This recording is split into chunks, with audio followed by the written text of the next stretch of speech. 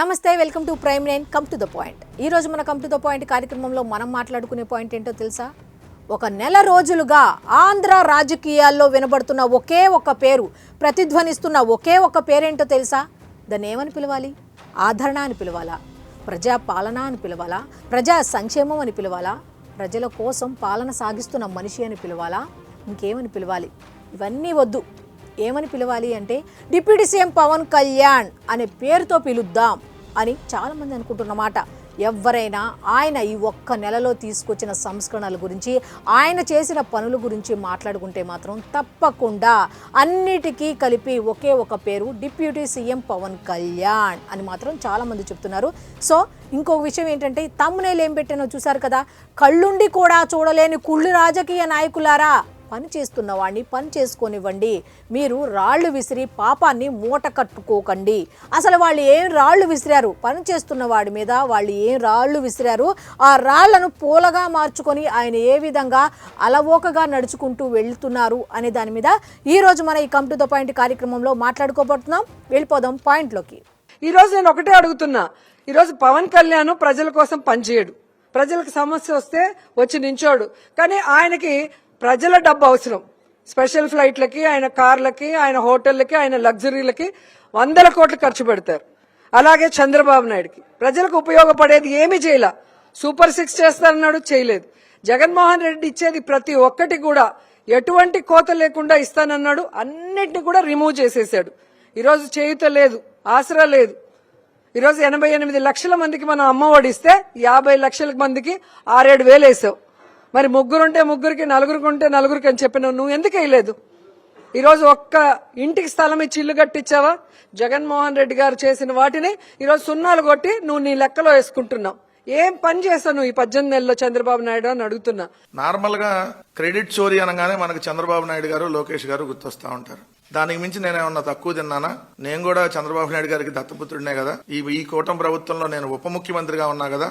నేను కూడా క్రెడిట్ చోరీ చేయకపోతే ఎట్లా అని పవన్ కళ్యాణ్కి ఎవరన్నా చెప్పారో, మరి ఆయనకే వచ్చిందో గానీ ఈరోజు మీరు చూస్తే పదోన్నతులు ఇచ్చాం, ప్రజలకు సేవలు అందించండి.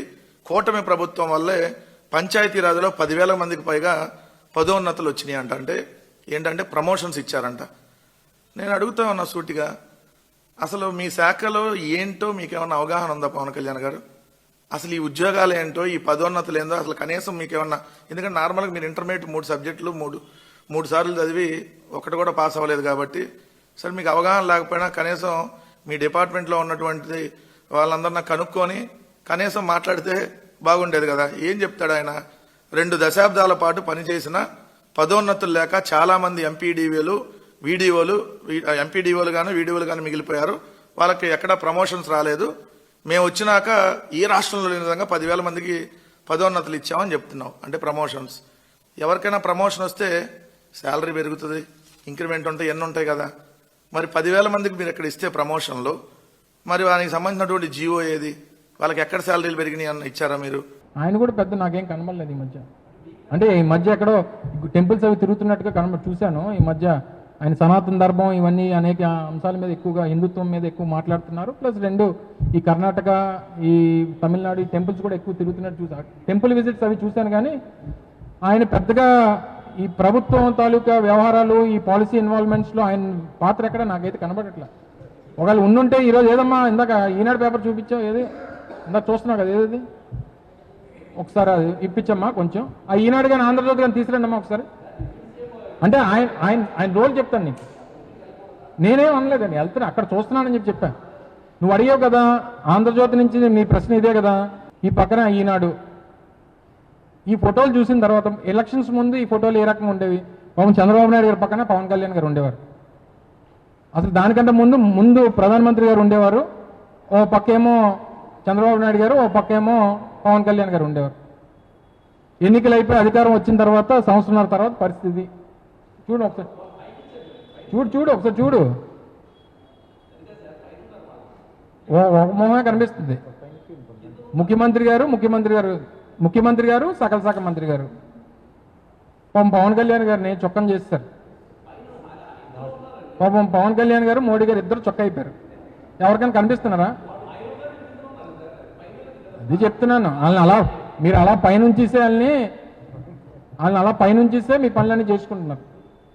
దీన్ని బట్టన్నా ఈ ప్రభుత్వం తాలూకా ఉద్దేశాలు, వాళ్ళ ప్రయారిటీసు, వాళ్ళతో పాటు ఉన్నటువంటి నాయకత్వానికి ఇచ్చేటువంటి గౌరవం ఏంటనేటువంటిది చూశారు కదా.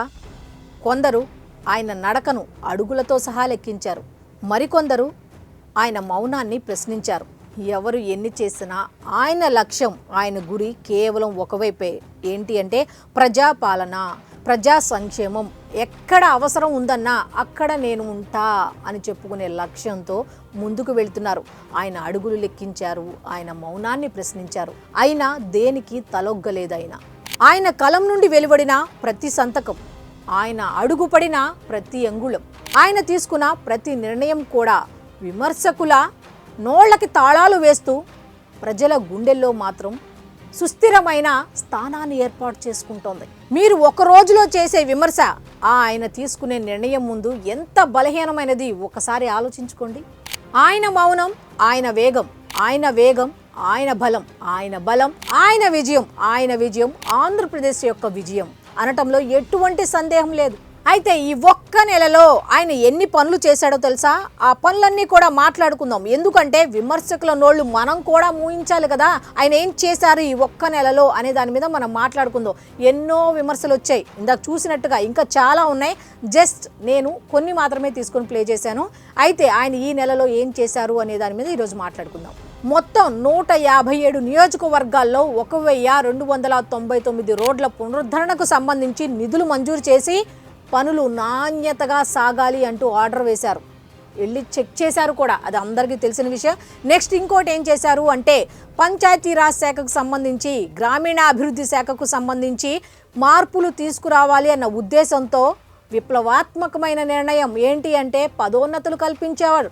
పని చేసే వాళ్ళు సాటిస్ఫై అయితే పని ఇంకా వేగవంతంగా జరుగుతుంది అన్న ఉద్దేశంతో ఈ పంచాయతీరాజ్ శాఖలో ఉన్న ఉద్యోగులకు పదోన్నతులు కల్పించారు. ఎందుకంటే గ్రామ స్వరాజ్యం సాధించాలి అంటే గ్రామాలు బాగుపడాలి అన్న ఉద్దేశంతో ఇటువంటి నిర్ణయం తీసుకొని గ్రామ స్వరాజ్యం అనేది ఈ విధంగా సాధ్యం అవుతుంది అని నిరూపించారు. ఇక అంతటితో ఆగారా? అంతటితో కూడా ఆగలేదు. పవర్ అనేది పేరులో ఉంచుకొని, పవర్ ఉన్న పదవిలో ఉండి కూడా ఏఐ ద్వారా తన వ్యక్తిగత విషయాలకు సంబంధించి అందరూ ఖూనీ చేస్తుంటే ఒక సామాన్యుల్లాగా హైకోర్టును ఆశ్రయించారు. మీలో ఎవరైనా ఉన్నారా? మీడియా ముందుకొచ్చి ఇలా చేస్తారా అలా చేస్తారా అంటే నోటుకు వచ్చినట్టు మాట్లాడేవాళ్ళు, కానీ కనీసం ఎక్కడైనా స్పందించారా? ఆయన డైరెక్ట్గా హైకోర్టుకు వెళ్ళారు అంటే చట్టం తన పని తాను చేసుకుపోతుంది. దాని ప్రకారమే మనందరం వెళ్ళాలి అని నేటి యువతరానికి ఆయన ఒకటే దిశానిర్దేశం చేశారు. మీలో ఎవరైనా ఉన్నారా? విమర్శకులారా చెప్పండి, మీలో ఎవరైనా ఈ విధంగా ఉన్నారా? పవర్ చేతిలో ఉంచుకొని ఒక సామాన్యుల్లాగా హైకోర్టుకు వెళ్ళడం అనేది ఎంతవరకు, ఒకసారి చెప్పండి, ఎంతవరకు మీలో ఎవరైనా ఉన్నారా? అరే, ప్రపంచ వేదికపై గెలిచి మన సత్తా చాటిన అందుల క్రికెట్ జట్టుకు సంబంధించిన మహిళా క్రికెటర్లను అభినందించారు. అరే, మన రాష్ట్రం గౌరవించకపోతే ఎలా అని మీలో ఒక్కరికైనా ఈ ఆలోచన వచ్చిందా? చాలామంది పవన్ కళ్యాణ్ అది చేశారు, పవన్ కళ్యాణ్ అందుల కోసం ఇది చేశారు. మీకెవరికి ఆస్తులు లేవా? మీరెవరు నాయకులు కారా? మరి మీరెందుకు చేయలేకపోతున్నారు? పవన్ కళ్యాణ్ 5 లక్షలు ఇచ్చాడు ఒక్కొక్కరికని చెప్తున్నారు. మరి మీరెందుకు కనీసం 1000 రూపాయలు కూడా ఇవ్వలేకపోయారు? విమర్శిస్తారు కదా మీరు. మీకు ఇప్పుడు మనసు కలగలేదా? పవన్ కళ్యాణ్ స్థాయికి 5 లక్షలు ఇచ్చారనుకోండి, ఒకవేళ మీరు అనుకున్నట్టే కోట్లు సంపాదించారు సినిమాల్లో ఉండి, లేకపోతే మీరు అనుకున్నట్టుగా రకరకాలుగా సంపాదించారని మీరు అనుకున్న విమర్శలకు తగ్గట్టుగానే ఎవరికి ఇచ్చారు? అంధ క్రికెట్ జట్టుకి ఇచ్చారు. ఎందుకు ఇచ్చారు? వాళ్ళు చెప్పండి, ఎందుకు ఇచ్చారు అంటే మానవత్వం చాటుకున్నారు. ఏ విధంగా అంటే ఇదిగో ఈ విధంగా.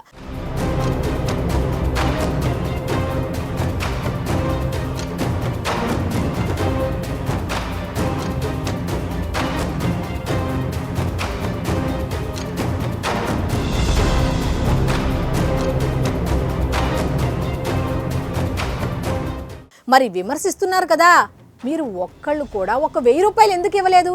చెప్పండి. కనీసం ఈ విషయం వెలుగులోకి వచ్చిన వెంటనే ఒక్కళ్ళైనా ఎందుకు స్పందించలేదు? అరే పవన్ కళ్యాణ్ ఉదయం చెప్పాడు, మధ్యాహ్నానికి ఇచ్చేశాడు, మధ్యాహ్నం వచ్చింది రాత్రికి ఇచ్చేశారు అని ఇలా చెప్పుకుంటున్నారు. కానీ ఆయనకన్నా ముందు మీరు ఎందుకు వెళ్ళలేదు? ఆయనకన్నా వేగంగా మీరందరూ ఎందుకు ఆలోచించలేదు? ఒకసారి ఆలోచించండి. పవన్ కళ్యాణ్ కన్నా ముందు మీరెవరు ఎందుకు స్పందించలేరు? అదే పవన్ కళ్యాణ్ ఒక పని చేస్తే రెడీగా మైకులు పెట్టుకొని ఉంటారు కదా, ఏదైనా విమర్శించడానికి రెడీగా. మరి అక్కడ జరుగుతున్న పవన్ కళ్యాణ్ కన్నా ముందు మనం ఎందుకు స్పందించకూడదని మీలో ఎవరు ఎందుకు అనుకోవట్లేదు? పవన్ కళ్యాణ్ ఆలోచించినట్టు మీరు ఎందుకు ఆలోచించట్లేదు? ఎంతసేపు పవన్ కళ్యాణ్ మీద పడి ఏడవటం కన్నా పవన్ కళ్యాణ్ కన్నా ముందు మనం పని చేద్దాం అనే దాని మీద ఏడవండి అని చాలామంది చెప్పుకుంటున్న మాట. అరే తన మాటల ద్వారా సామాజిక స్పృహను కలిగిస్తున్నారు. ఏ విధంగా అంటే ఎంతసేపు ఆయన ఏం చెప్తారు? రోడ్లు బాగుండాలి, వీధి దీపాలు లేని వాళ్ళ ఊర్లలో వీధి దీపాలు వేయించాలి, ఇళ్లలో లైట్లు లేకపోతే లైట్లు కరెంటు ద్వారా మనం కల్పించాలి, లేకపోతే ఇట్లా ఆహారానికి కానీ నీటికి కానీ గ్రామాల్లో కానీ ఎటువంటి మౌలిక సదుపాయాలు లేకపోయినా కల్పించాలి అని పదే పదే పదే ప్రతి సభలో చెప్తుంటే ఎంతమంది చైతన్యం అవుతున్నారు. ఈ దీపికానే తీసుకుంటే ఆమె ఏం చెప్పింది తెలుసా? నా కుటుంబం వరకు చూడండి అని చెప్పలా, నా పక్కన వాళ్ళ చూడండి, మా ఊళ్ళో రోడ్ లేదు అంటే సామాజిక స్పృహ ఏ విధంగా కలిగిస్తున్నారు చూశారు కదా. ఇంకో ఉదాహరణే కాదు, మొన్న ఆయన ఎక్కడికో పర్యటనకు వెళ్ళినప్పుడు కూడా ఒక మహిళ ఒక చంటి బిడ్డను ఇలా చంకనేసుకొని పరిగెత్తుకుంటూ వెళ్తుంటే ఆయన అక్కడికి వెళ్ళి ఆమెను చూసి ఏంటమ్మా నీ బాధ అంటే ఆమె ఏం చెప్పింది? ఆ మాటకు ఆయన ఏం చెప్పారు అంటే సామాజిక స్పృహ ఉండాలి అని నేను ఎందుకు పదే పదే ఎందుకు చెప్తాను అంటే ఇందుకోసమే. ఒక మహిళ చంటి బిడ్డని వేసుకొని ఆ విధంగా వచ్చి ఆమె ఏం అడుగుతుందో తెలుసా? నా బిడ్డను చదివించండి, లేకపోతే నాకు ఇల్లు లేదండి, లేకపోతే నాకు వాకిల్ ఇవి అడగట్లేదు. ఆమె అడిగింది ఏంటంటే మా ఊరికి రోడ్డు లేదు అని మాత్రమే అడిగింది. చూసారా, రోడ్లు లేవు అంటే మౌలిక సదుపాయాల కల్పనలో డిప్యూటీ సీఎం పవన్ కళ్యాణ్ దృష్టికి గనక తీసుకువెళితే సమాజానికి సంబంధించి, గ్రామాలకు సంబంధించి, ఊళ్ళకు సంబంధించి ఎటువంటి సమస్యనైనా సరే ఆయన పరిష్కరిస్తారు అనే భావన ప్రజల్లో ఎంత గట్టిగా ఎంత బలంగా ఉంది అనేది ఒకసారి ఆలోచించుకోండి. ఏంటి అంటే పని చేసేవాడే రాజకీయ నాయకుడు అవుతాడు, రాజకీయ నాయకుడు ఖచ్చితంగా పని చేసే తీరాల్సిందే అని నిరూపించిన ఒకే ఒక వ్యక్తి ఎవరు అంటే డిప్యూటీ సీఎం పవన్ కళ్యాణ్. కోట్లు ఉంటే సరిపోదు, ఆ కోట్లు ఖర్చు పెట్టే ధైర్యం, గుండె నిబ్బరత, ఆత్మ నిర్భరత, గుండె ధైర్యం అనేది ఖచ్చితంగా ఉండి తీరాలి.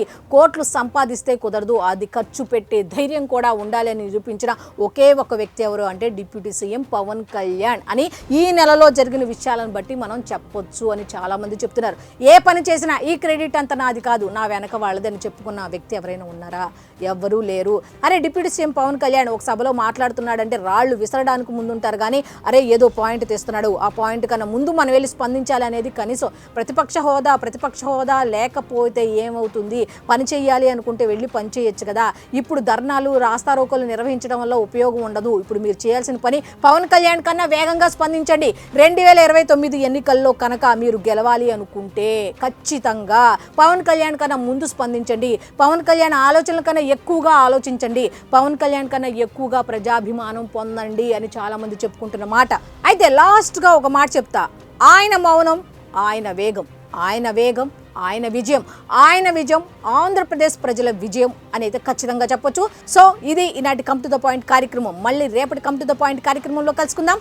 అంతవరకు సెలవు, నమస్కారం.